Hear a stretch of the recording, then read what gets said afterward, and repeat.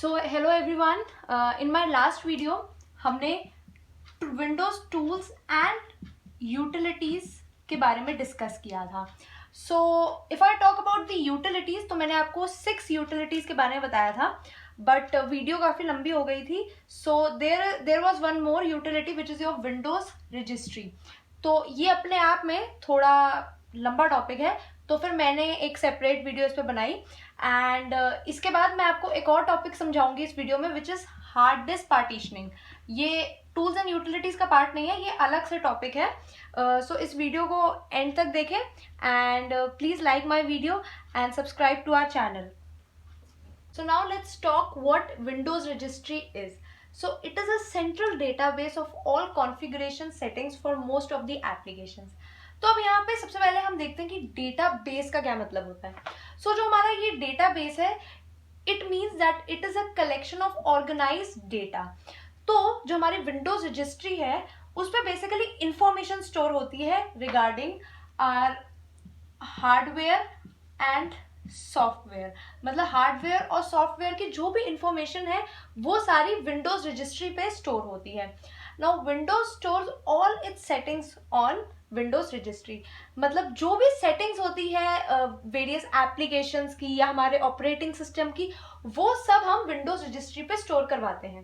And any time a change is made on your system, the registry is updated to reflect that change.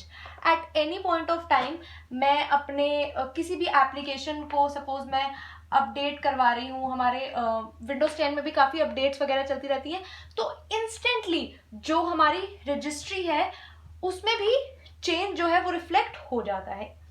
अब जो हमारी Windows registry है, it is a hierarchical database. तो अब हम समझते हैं इसकी जो हायरार्की है वो कैसे है. तो पहली चीज, जो हमारी विंडोज रजिस्ट्री है ये हमारे हार्ड डिस्क पे स्टोर होती है. अब हार्ड डिस्क पे ऐसा नहीं है कि ये मतलब एक आप कह लो एक वन लार्ज फाइल के वे में स्टोर्ड है, ऐसा नहीं है. इनफैक्ट ये जो हमारी डिस्क है उस पे डिस्क्रीट फाइल्स के वे में स्टोर्ड है. मतलब it is a set of discrete files जिसको हम हाइव्स बोलते हैं. सो अब अगर मैं एक सिंगल हाइव की बात करूं, if I talk about one single hive, तो ये जो हाइव है इसमें हमारा एक रजिस्ट्री ट्री होता है. इसके अंदर हमारा एक रजिस्ट्री ट्री होता है जिसमें फर्दर एक की होती है. एंड ये जो हमारी की है ये हमारी है रूट, या फिर हम इसको बोल सकते हैं स्टार्टिंग पॉइंट. मतलब जब भी कोई चीज स्टोर होने लगती है रजिस्ट्री में, वो सबसे पहले इस की पे ही स्टोर होती है. वो और बहुत सारी की से एक रजिस्ट्री ट्री बनता है. एंड देन हमारे पास एक हाइव बनती है जिसको हम टोटल में डिस्क्रीट फाइल्स बोलते हैं. फर्दर जो हमारी ये की है उसमें आगे सब कीज होती हैं एंड वैल्यूज भी होती हैं इनमें कुछ, जो कि बीनीथ द रूट स्टोर होती है. सो this is how your hierarchy of Windows registry is. Now suppose मुझे अपने कंप्यूटर के बारे में कुछ कॉन्फ़िगरेशन या फिर उसकी कुछ सेटिंग्स देखनी है किसी पर्टिकुलर सपोज एप्लीकेशन की या फिर अबाउट विंडोज, तो उस केस में मैं विंडोज रजिस्ट्री एडिटर जो है वो ओपन करूंगी. To open this I will go to start, run, and मैं रन पे लिखूंगी एंड इसके थ्रू आपका विंडोज रजिस्ट्री एडिटर जो है वो ओपन हो जाएगा. Now as soon as you will enter the registry editor, it will show you these 5 root entries. ये जो रूट एंट्रीज है ये आपकी स्क्रीन पे आ जाएंगी जैसे ही आप रजिस्ट्री एडिटर ओपन करेंगे. So now I will be explaining you about these entries one by one. So the first one is H key classes root.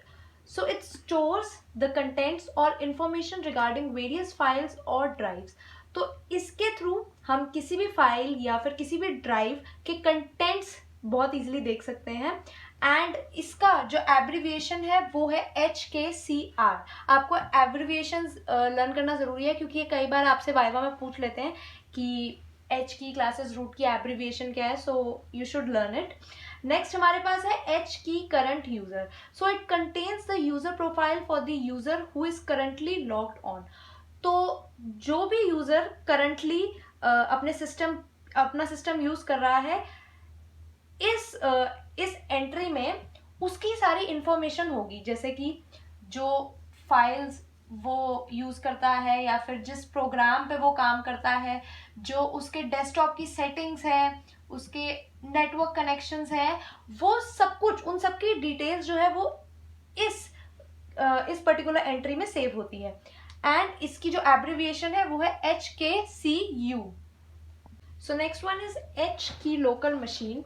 It stores information regarding hardware and operating system.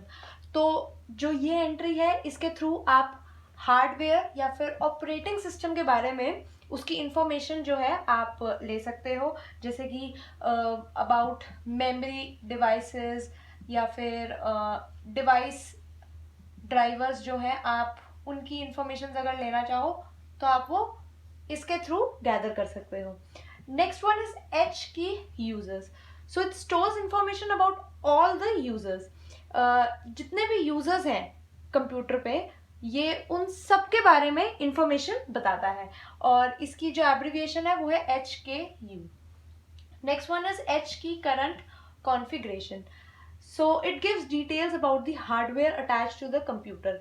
Hardware attach जैसे आपका keyboard, आपका monitor, ये सब hardware devices है जो आपके CPU से connected है, तो उनकी जो इंफॉर्मेशन है वो आपको इसके थ्रू गैदर हो जाएगी। इसकी एब्रीविएशन है HKCC। So this was all about Windows registry. So now we will be discussing about hard disk partitioning. So partitioning is the process of dividing one physical drive into separate areas of storage. That is, we can create several logical hard drives out of one physical hard drive. तो अब आपको पता है हमारा जो system है उसमें एक हार्ड डिस्क होती है। अब इस हार्ड डिस्क को हम कुछ सेपरेट पोर्शंस में डिवाइड करते हैं, एंड जब आप अपना माई कंप्यूटर खोलते होगे तो आपके पास ऐसे ड्राइव्स होंगी, C drive, D drive, E drive. तो ये वही है जो हमारी हार्ड डिस्क है आपके कंप्यूटर की, हमने उसका पार्टीशन कर दिया, और एक ड्राइव को हमने C बोल दिया है, एक पार्ट को हमने D बोल दिया है, दूसरे को हमने E बोल दिया है। तो ऐसे हम सेवरल पार्टीशंस कर सकते हैं। अब जो क्वेश्चन अराइज होता है कि why should we do partitioning, तो पहली चीज तो it creates easy to organize your data।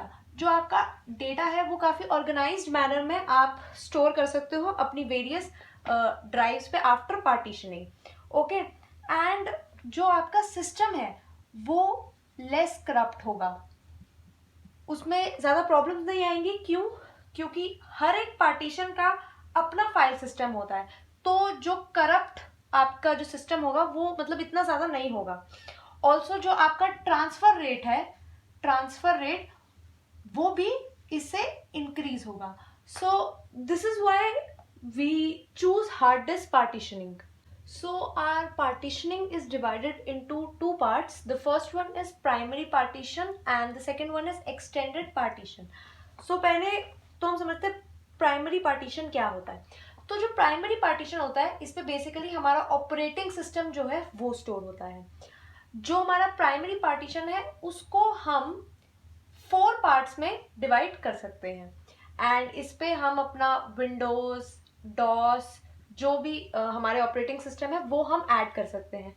But in 4 partitions में से हम किसी एक पार्टीशन को ही एज एक्टिव पार्टीशन मान सकते हैं, और जो भी एक्टिव पार्टीशन में होगा, जिसको भी हम एज एक्टिव मानेंगे, जिस भी पार्टीशन को, वो ही हमारे कंप्यूटर पे चलेगा। मतलब अगर आपने विंडोज को एज एक्टिव पार्टीशन माना तो आपके कंप्यूटर पे विंडोज ही चलेगा उस टाइम पे। ऑल्सो ये जो प्राइमरी पार्टीशन है इसकी हम C ड्राइव जो होती है वो हमेशा बनाते हैं। Next is our extended partition. So जो एक्सटेंडेड पार्टीशन है उस पे हमारी फाइल्स एंड हमारी एप्लीकेशंस जो है वो स्टोर होती हैं. We can have around 23 partitions in this extended partition and इनको हम लॉजिकल पार्टीशंस कहते हैं. ऑल्सो इनके हम नाम डी, ई, एफ, इनके हम ऐसे नाम रखते हैं, हमारी D drive, E drive, F drive, ऐसे. So this is what primary partition and extended partition are. I hope you like this video. Thank you.